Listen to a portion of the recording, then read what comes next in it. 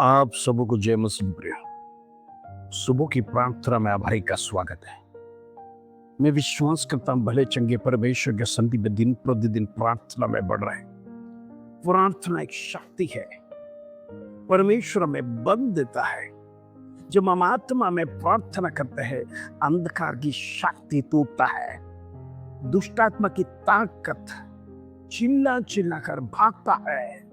इन दिनों में परमेश्वर के संधि में विश्वासपूर्ण जब हम परमेश्वर के संधि में जाते हैं, प्रभु से छीन कर मांगिए प्रार्थना का विषय। आपका प्रार्थना का विषय परमेश्वर देने जा रहा है। जैसे मैंने कहा, प्रकाशित वाक्य में परमेश्वर लिखा है, प्रभु एक द्वार आपके लिए खोलने जा रहा है। Praise the Lord. वो द्वार कोई बंद नहीं कर सकता। फिलिस्ती लाख कोशिश करने दो। अब्राहम का कुआं बंद किया, लेकिन आखिरी में वो बंद नहीं कर पाए, हार गए। कहने का मतलब शत्रु हार उसके जीवन में तय है। शत्रु पहले से ही पराजित है। परमेश्वर ने उसका स्वर्ग राज्य से उसको काट कर नीचे डाला। इसका मतलब वो पराजित हो गया है। और आखिरी में परमेश्वर ने उसे कुचल दिया काल्वरी क्रूस पर। ऐसा तो मेरे प्रियो, शत्रु हारा हुआ व्यक्ति है। फिर आपके जीवन में वो कैसे हावी हो सकता है? आपके जीवन में वो कैसे जय पा सकता है? लेकिन हम कुछ गड़बड़ी कर दे, हम उसके साथ कॉम्प्रोमाइज करें, हम उसके साथ मेल मिलाप करें, हम थोड़ा परमेश्वर में आलस फना हो जाएगा तो वो हमारा मित्र बन जाएगा। हालेलुया। इन दिनों में शत्रु को मित्र नहीं बनाना, शैतान को आपका दोस्त मत बनाना। आपका जीवन में अनेक प्रलोभन लेके आएगा, आपको गिराने के लिए, आपको बर्बाद करने के लिए, आपको नाश करने के लिए। शत्रु यही चाहता है, आप बर्बाद होकर नरक में उसके साथ रहे। प्रिय, शत्रु अकेला नरक में जाना नहीं चाहता। इसीलिए परमेश्वर का स्वरूप में बनाए हुए हम लोगों को प्रलोभन देता है, ताकि मैं अकेला नरक में नहीं वास करूं। तुम भी परमेश्वर का बेटा बेटी है, तुम भी आओ नरक में। आज देखते हैं प्रभु को जाना बिना कितने लोग इस संसार छोड़कर चलेंगे। हालेलुया। आज भारत में कई जगह है, कई गांव है जहां यीशु कौन है कर कोई जानता नहीं। इसीलिए तो परमेश्वर के आने में देरी है। जब प्रभु का वचन दुनिया के कोने कोने तक फैलाया जाएगा। इसलिए प्रभु का संदेश को लेकर प्रभु के चेले अनेक खंडों में गए थे, एशिया, यूरोप, जिससे आपको हर देश में क्रिश्चियन पाया जाता है। फॉरेन कंट्रीज में तो मेजॉरिटी क्रिश्चियंस है, नॉन बिलीवर्स भी है, लेकिन मेजॉरिटी क्रिश्चियंस है। लेकिन हम देखते हैं एशियन कंट्रीज जैसा India, Nepal, China, Korea, Malaysia, Singapore, कोई भी ऐसा कंट्री नहीं है जहां पर विश्वासी लोग नहीं है। Praise the Lord. हर देश में परमेश्वर ने विश्वासों को रखा है, इसीलिए ताकि हम औरों को परमेश्वर का संदेश सुनाएं और भी लोग बचाए जाने पाए। तुम बचना काफी नहीं है, औरों को भी बचाना है। Praise the Lord. इन दिनों में हमारा थीम यही हो रहा है, हम अकेला नहीं बचना है, हमारा परिवार को बचाना है, हमारा मित्रों को बचाना है, हमारा सगा संबंधी को बचाना है। कोई नरक में नहीं जाना है, बल्कि हमारे साथ स्वर्ग में रहने के लिए इन दिनों में प्रार्थना करिए। परमेश्वर हरेक का जीवन में बंधन तोड़कर इन दिनों में विश्वास में लेके आएगा। आज हम देखते कहीं पति विश्वास में नहीं है, कई पत्नियां विश्वास में नहीं, कुछ बच्चे विश्वास में नहीं है, लेकिन हम प्रार्थना करेगा तो परमेश्वर अवसर देगा, प्रभु उनको खींच कर लेके आएगा। क्योंकि वचन कहता है, यहोवा से कोई बात असंभव नहीं है। असंभव को संभव करने वाला परमेश्वर के संधि में विश्वास के साथ प्रार्थना करिए, भरोसा के साथ प्रार्थना करिए। परमेश्वर वो चमत्कार आपके लिए करने जा रहा है। आप अपनी आंखों के सामने देखेंगे, वो ब्लेसिंग्स परमेश्वर आपको दिखाएगा। हालेलुया। इन दिनों में उसके लिए तैयार हो जाइए। Praise the Lord. आज मेरा विषय है थके और निराश लोगों के लिए यीशु की पुकार। Praise the Lord. आज आप में से कई लोग थक गए हैं, कुछ लोग शरीर से थक गए हैं, कुछ लोग मेंटली थक जाते हैं। मेरे प्रिय, शरीर से थकना एक बड़ा विषय नहीं है। हार्ड वर्क करने के समय पर शरीर थक जाता है, लेकिन वो शरीर वापस रिस्टोर हो जाता है। जब मेंटली इंसान थक जाता है, वो रिस्टोर करना बहुत मुश्किल है। क्योंकि आज आप शरीर से अधिक थके तो कल आप रीजेनरेट हो सकते हैं। एक दिन आप छुट्टी ले लेगा तो थकान दूर हो सकता है, लेकिन मेंटली जो लोग थक जाते हैं, जो टायर्ड हो जाते हैं, जो डिप्रेस हो जाते हैं, वो एक दिन में वापस नहीं आ सकता है। उनके लिए समय वो लग जाते हैं। हम कहते हैं ना, मन चंगा तो सब चंगा। मन खुश है तो सब कुछ खुश है। मन में आनंद है तो सब कुछ आनंद है। घर में खुशियां नहीं हो जाता है, लेकिन मन बेचैन रहता है, मन चिंता में है, मन विचार में है, मन टेंशन में है, मन डिप्रेशन में है। आपका शरीर का एक एक ऑर्गन को वो खा जाता है, एक एक ऑर्गन को बर्बाद कर देता है। क्योंकि माइंड बहुत कुछ सोचता है, वो सेंट्रलाइज करता है। जब आपके विचार, नेगेटिव थॉट्स घूमना शुरू हो जाता है, ऑर्गन्स भी लड़खड़ा जाता है, वो भी प्रॉपर फंक्शन नहीं करता है। क्योंकि आप स्वयं एक अच्छा संतुलन में नहीं है, इसलिए ऑर्गन्स भी डिप्रेस हो जाता है। फिर हम देखते हैं एसिडिटी हो जाता है, क्रिएटिन बढ़ जाता है, प्रेशर बढ़ जाता है, लंग्स में प्रॉब्लम होता है, श्वास चलने में तकलीफ, किडनियां फंक्शन नहीं कर पा रहा, पैनक्रियास फंक्शन नहीं कर रहा, एसिडिटीज बढ़ रहा है। हर प्रकार का इस तरह का बीमारियां ये शरीर बिना जाने अनजाने प्रोड्यूस करना शुरू कर देता है। सिस्टम बिगड़ रहा है। मेरे प्रियो, प्रभु वचन में स्पष्ट कहता है, वो जानता है आपका टेंशन क्या है, वो जानता है आपका बोझ क्या है, वो जानता है आपका परेशानी क्या है। इसीलिए प्रभु कहता है, थके और निराश लोगों को अधिक प्रेम करता है। हालेलुया। पढ़ेंगे मत्ती रचित सुसमाचार 11 अध्याय उसका 28 कलम, मैथ्यू चैप्टर 11 वर्स 28। प्रभु का वचन कहता है, ये सब परिश्रम करने वाले और बोझ सब दबे हुए लोगों, मेरे पास आओ, मैं तुम्हें विश्राम दूंगा। क्या आप मेंटली थक चुके हैं? आप मेंटली निराश हो सकते हैं। आपके जीवन में आश्वासन देने वाला कोई,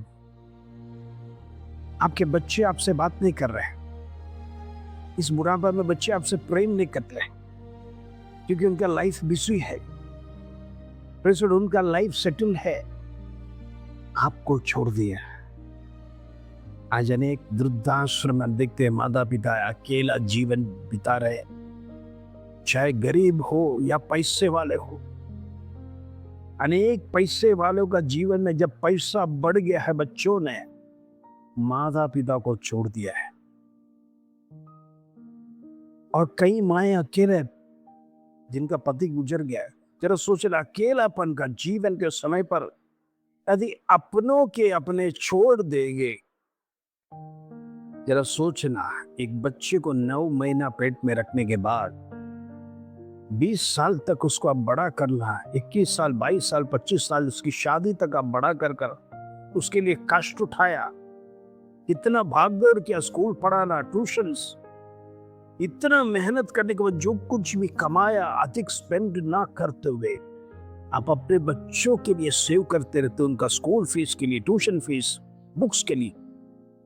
बच्चे तो बच्चे ही होते, वो जानते नहीं माता पिता प्रेशर कितना कष्ट उठाते हैं। बच्चे जो बोलते हैं माता पिता ला कर देते हैं, तुरंत मेरा बच्चा ने मांगा है, मैं नहीं ला के दूंगा तो मेरे लिए आइए कर आप कैसे भी उधार लेकर भी बच्चों के चेहरे की खुशी मिटाना नहीं चाहते। लेकिन वो बच्चे जब बड़े हो जाते हैं, वो अपने बचपन को याद नहीं करते, वो बचपन की घटनाओं को रिकॉल नहीं करते। बचपन में मेरा माता पिता ने मुझे कितना अच्छा कपड़े पहनाया, लेकिन वो भूल जाते हैं मेरा माता पिता ने इतने अच्छे कपड़े पहने नहीं, मेरे लिए कितना दौड़ धाम सहन किया, मेरा पिता ने कितना हार्ड वर्क किया। Praise the Lord. एक दिन भी छुट्टी लिया बिना रोज जॉब पर जा, एक दिन भी परमेश्वर घर पे बैठा बिना क्यों जाते थे? आपके लिए, आपके लिए।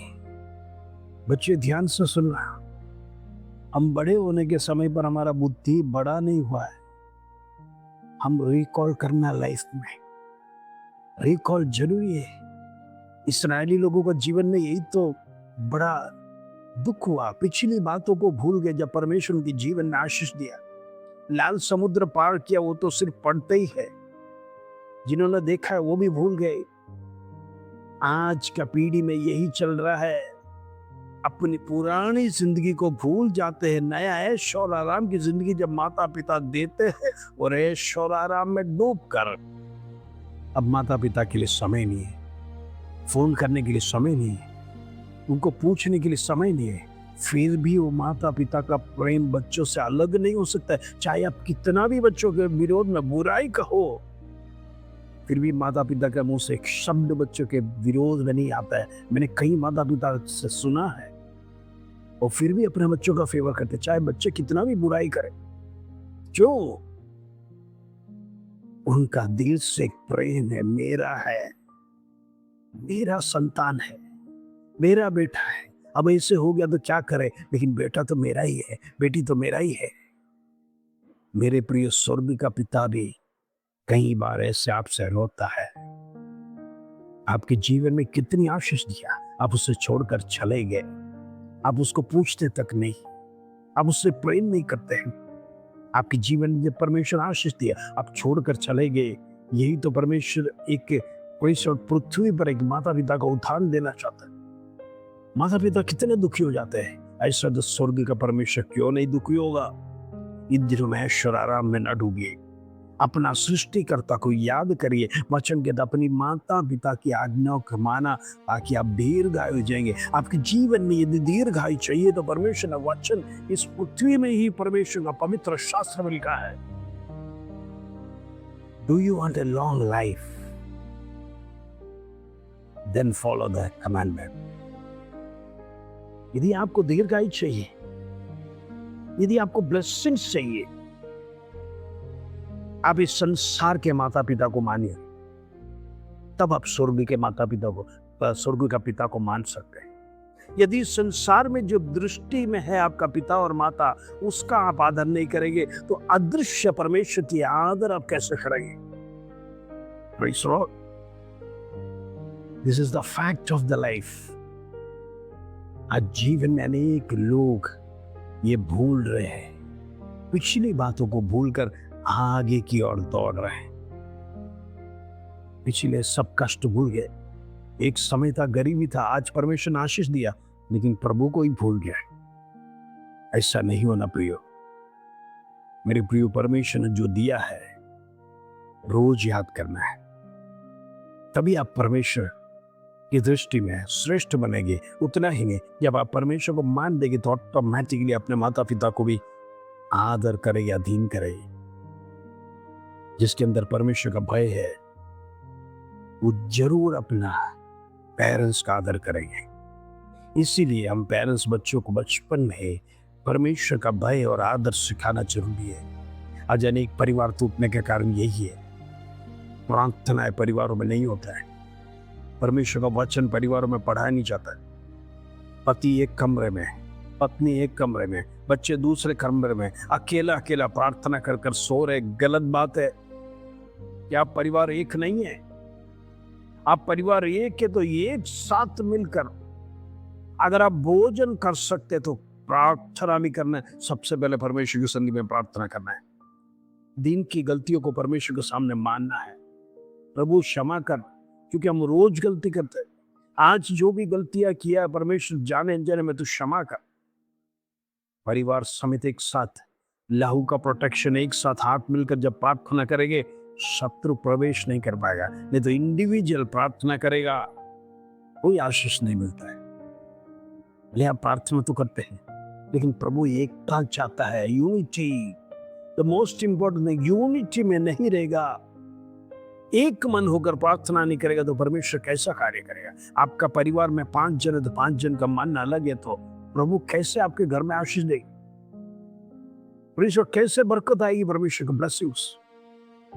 इन दिनों में सब बातों को गंभीरता से लीजिए। प्रभु कहता है, थके हुए लोगों मेरे पास आओ, मैं तुम्हें विश्राम दूंगा। इन दिनों में प्रभु आपको विश्राम देना चाहता है, आपका जीवन को बदलना चाहता है, आपका लाइफस्टाइल बदलना चाहता है, आपको उन्नत स्थान में ले जाना चाहता है। प्रभु की आशीष आपके जीवन में वो देना चाहता है। ये हम प्रार्थना करेंगे। पिता परमेश्वर, धन्यवाद आज सुबह का सुंदर वचन।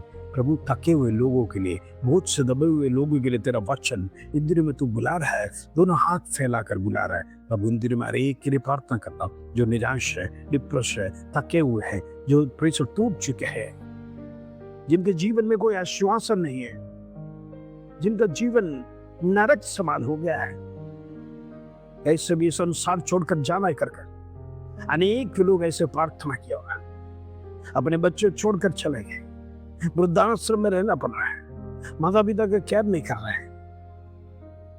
आज कई माता अकेला, पिता अकेला है। बड़ी दुख की बात है, उम्र के समय पर एक व्यक्ति चला जाना, फिर भी कोई केयर करने वाला नहीं है। प्रभु स्वर्ग का परमेश्वर, तू उनका केयर करना, मैं प्रार्थना करना चाहता हूँ।